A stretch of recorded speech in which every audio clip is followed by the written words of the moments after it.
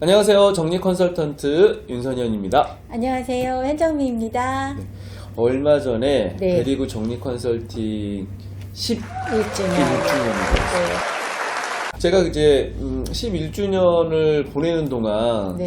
어떤 일이 있었는지를 좀 생각해 보니까 오늘 네. 이걸로 주제를 좀 정하면 좋겠다라고 생각했습니다. 고객분들이 이제 전화를 주시거나 인터넷으로 문의 주시는 것 중에 가장 많이 물어보시는 게 있어요. 네. 네. 정리 서비스, 정리 컨설팅 맞아요. 얼마예요? 예. 질문이죠. 우리가 네. 매일 듣는 질문. 사실 네. 뭐 많이들 궁금해 할 만한 질문일 수 그쵸. 있겠지만 저도 너무 그렇고요. 질문을 많이 네. 받으니까 저도 참 요거 좀 이야기를 좀 해드리고 싶습니다. 이 비용이 산정되는 기준은 철저하게 인원수에 따라서 산정이 되는 거예요. 이거는 손으로 하는 작업이기 때문에 사람이 많이 갈수록 당연히 비싸지는데 사람이 많이 가는 집은 어떤 집일까요? 물건이 엄청 많은 집이겠죠. 그렇죠. 근데 그 엄청 많은 물건의 내용이 네. 어떤 물건일 때? 한번 맞춰보세요. 자잘한 물건. 그렇죠. 네. 그래서 어떻게 보면 평당 얼마예요라고 하는 견적 자체는 애초부터 맞는 견적이 아닌 거예요. 그래서 꼭 방문 상담을 받으시거나 그래서 정확히 안내를 받으시는 게 좋고, 그러다 보니까 당연히 평수 대비해서 아이들이 많은 집들이 비용이 많이 나오는 것 같아요. 당연히 아이들이 있는 집들이 잔짐이 많겠죠. 그렇죠. 예. 네, 어디는 지금- 얼만데 예, 네. 알려주는데 네. 저희 회사는 그렇게 그렇죠. 비용을 제한하지 하진 않아요. 않습니다. 그게 사실 나중되면 고객님한테도 손해일 수도 있어요. 고객님들도 꼭 생각하실 때 정확하게 견적을 내주는지 그걸 확인하시고, 그리고 작업을 진행하시고 꼭 비교 견적 네. 하시는 게 저는 그렇죠. 추천을 드려요. 네. 그러니까 제가 방문 가서 이제 견적을만 내는 게 아니라 그렇죠. 어떤 상황이신지 듣기도 하고 맞아요. 요구사항들을 제가 또 안내도 해드리는 부분도 있기 때문에 네. 저희 방문하는 거는 정말 너무 그쵸. 필요하고 중요한 서비스라고 그쵸. 생각이 듭니다. 네. 저희 회사에 또 장점이 있어요. 네. 방문 견적비가 네. 없습니다. 물어보시면 편하게 돼요. 예, 상담을 해주시면 되고요. 네. 자, 두 번째로 많이 받는 질문. 네. 몇 명 와요? 누가 와요? 그쵸. 네.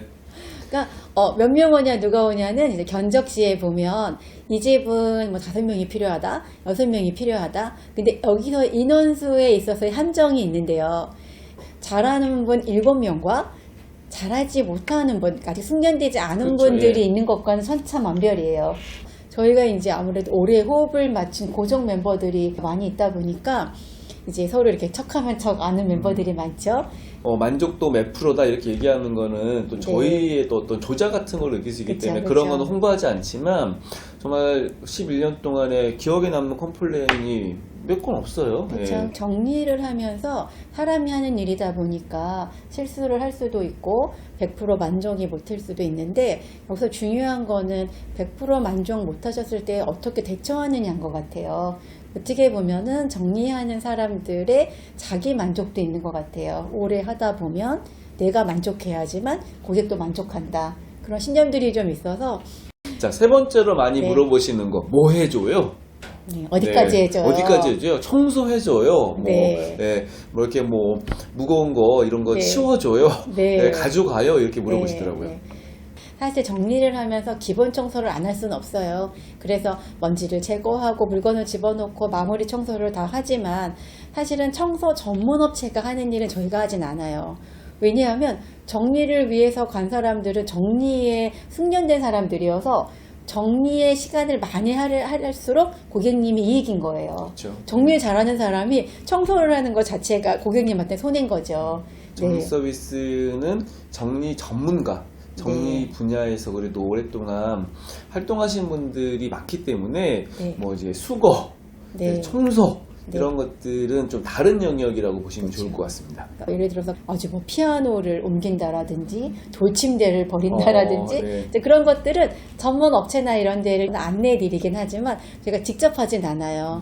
그래서 여러분들 생각하셨을 때 정리업체에 의뢰하셨을 때는 어떻게 하면 정리를 가장 완벽하게 받을 수 있나에 중점을 두시고 의뢰를 하시는 게 좋을 것 같아요. 자, 그동안 굉장히 많은 고객분들이 네. 이용하셨잖아요. 네. 서비스를 받으신 고객분들이 서비스에 대한 어떤 평가, 또 만족스러운 점들도 말씀하실 텐데 네. 어떤 이야기들을 가장 많이 들으셨나요? 정리가 딱 끝나면 그 말 제일 많이 하시죠. 여기 우리 집 맞아요? 와우. 왜냐하면 신기한 건 아침에 들어갈 때의 집을 끝날 때 나올 때 되면 저희도 잘 기억이 안 나요. 그러니까 저희는 사실은 직원들이 보고서를 다 쓰잖아요. 네. 그 보고서에 봐야지만 비포가 이랬었지 이럴 정도로 애프터가 많이 변화가 일어나니까 네. 고객님들이 우리 집이 원래 이랬어요? 사실 이 소리를 제일 많이 하세요. 그런데 정말 정리하고 나서 달라진 제가 봤었던 변화 중에 가장 큰 변화는 정말 환해지죠. 환해지죠. 네. 예.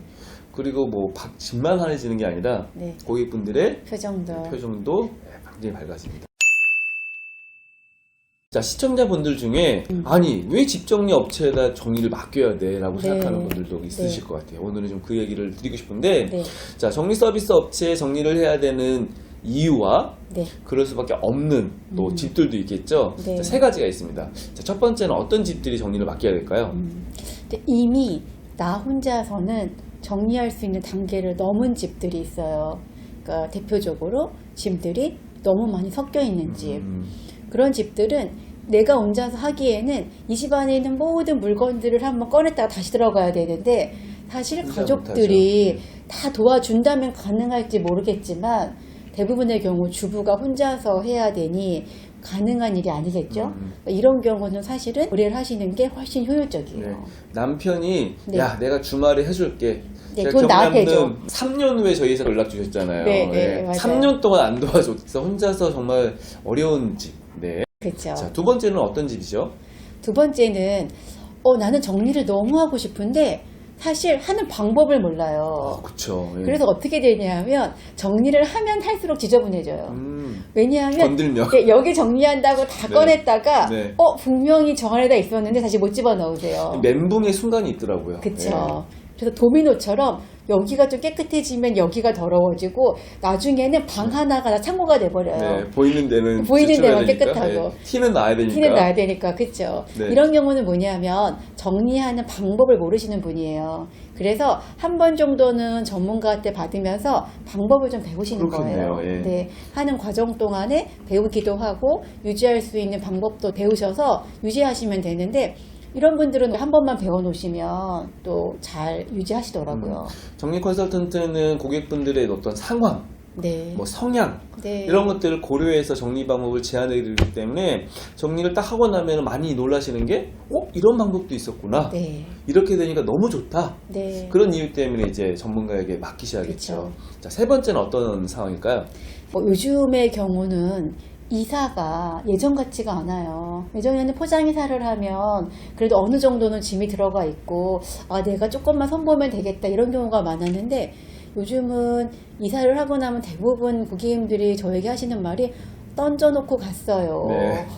거실에 그대로 있어요. 근데 여기에서 내가 시간이 많고 정리하는 방법도 좀 알고 할 수 있는 여력이 있으면 하실 수 있어요. 사실 조금씩 하면 네, 되니까요. 뭐 한 달 네. 걸려서라도 하루에 조금씩 하면 되니까. 근데 일을 하시는 분들은 할 줄은 알아도 그 한 달이라는 시간을 정리에다가 할애할 수는 없으세요. 그렇죠. 그래서 이런 경우에는 어쩔 수 없이 업체에 맡기셔서 하루나 이틀 만에 정리를 마치시고 바로 일상으로의 복귀를 원하시는 거죠. 한 달이라는 시간이 좀 의미 있는 날짜인 것 같은데 이사 후에 한 달 안에 정리가 돼야 되는데 그쵸. 한 달 이상이 되면 그게 한 달이 아니라 1년이 1년이 될 가고 수 있고 2년이 가는 거죠. 10년이 될 수 있고 그쵸. 그래서 뭐 이런 얘기 많이 듣잖아요. 그때 이사 왔을 때 네. 물건인데 네. 다음 이사 때 꺼내지는 경우가 굉장히 많이 발생됩니다. 그쵸. 예. 오늘 주제는 11년 동안의 정리 회사를 운영하면서 고객분들이 많이 물어보는 대표적인 질문 그리고 왜 돈 주고 이걸 맡겨야 되고 또 왜 이렇게 비싼지 이런 이야기 좀 드렸습니다. 자, 바른정리학교에서 정리를 배우고 싶어 하시는 주제 궁금해 하시는 질문 네. 댓글을 남겨주시고 저희가 이제 답변도 드리잖아요. 그리고 컨텐츠를 준비하는데도 꼭 참고할 테니까 많은 참여를 부탁드리겠습니다. 오늘도 바른정리학교 시청해 주셔서 감사합니다. 감사합니다.